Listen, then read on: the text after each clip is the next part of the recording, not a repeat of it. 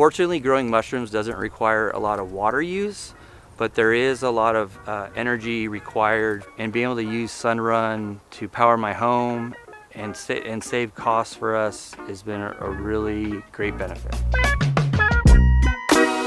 We're Sean and Annabelle Garoni, and we live here in South San Francisco, and we are part of a mushroom family that grows mushrooms and sells them at farmers markets.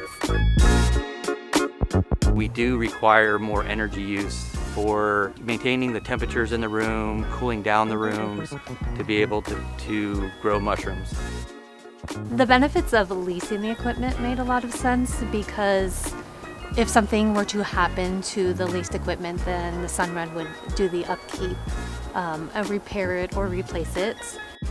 I'm so glad that I went with Sunrun because why buy when you could rent?